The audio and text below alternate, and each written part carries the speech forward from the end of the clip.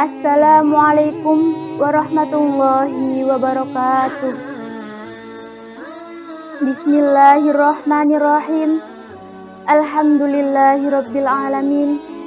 Wabihi nasta'in wa ala umurid dunya waddin.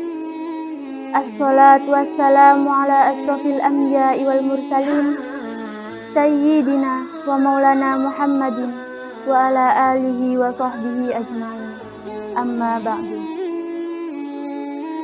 Pertama-tama, marilah kita panjatkan puja dan puji syukur kehadirat Allah Subhanahu wa Ta'ala yang telah memberikan kita rahmat serta hidayahnya, sehingga kita dapat berjumpa kembali di channel Miftahul Ulum dengan keadaan sehat walafiat.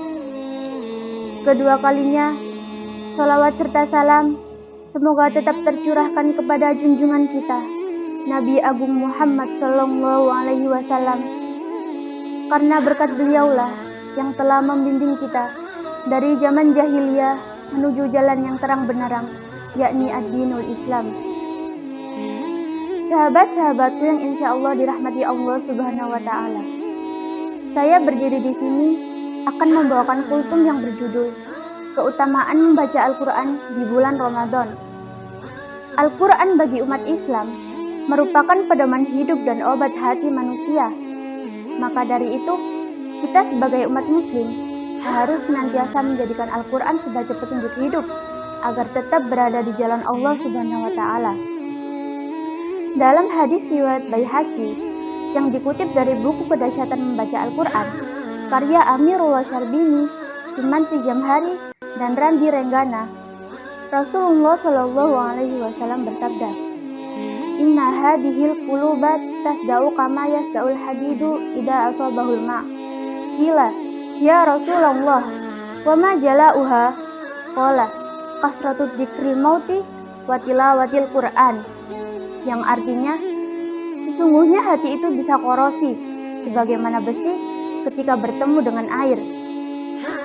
Lalu ada yang bertanya kepada baginda Nabi, ya Rasulullah, lalu apa yang dapat menghilangkan korosi tersebut? Rasulullah pun menjawab, banyak yang mengingat kematian dan membaca Al-Quran.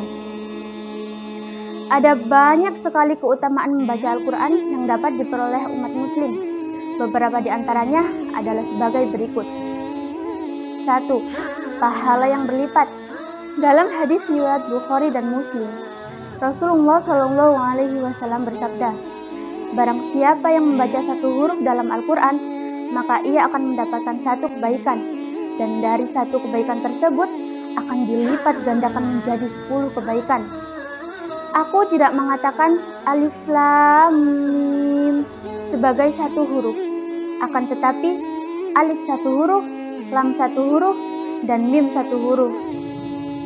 2. Obat penyakit hati dan fisik. Dalam Al-Quran surat Al-Isra ayat 82, Allah Subhanahu wa Ta'ala berfirman, dan kami turunkan di dalam Al-Quran sesuatu yang menjadi obat penyakit manusia dan rahmat bagi orang-orang yang beriman. 3. Rumah menjadi bercahaya.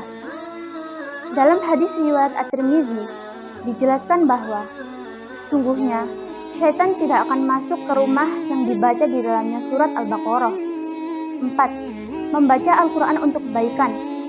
Kandungan Al-Quran berisi kebaikan karena kalam dari Tuhan. Bagi seluruh umat Islam yang belajar membaca Al-Quran dengan lancar maupun kurang lancar atau terbata-bata, namun masih melanjutkan bacaannya, sesungguhnya ia akan memperoleh 2 kebaikan berupa 2 pahala, yakni pahala sebab membaca dan pahala karena susah payahnya yang mampu ia lawan demi membaca Al-Quran. Subhanallah, banyak sekali manfaat yang dapat kita peroleh saat membaca Al-Quran. Maka dari itu, teruntuk para sahabat-sahabatku yang sudah lancar membaca Al-Quran, teruslah belajar membaca Al-Quran dengan baik dan benar. Jangan sampai hanya karena kalian sudah lancar membaca Al-Quran, kalian jadi enggan untuk mempelajari Al-Quran. Dan teruntuk para sahabat-sahabatku yang belum lancar atau belum bisa membaca Al-Quran, tetap semangat belajar membaca Al-Quran sampai lancar ya. Jangan pernah putus asa.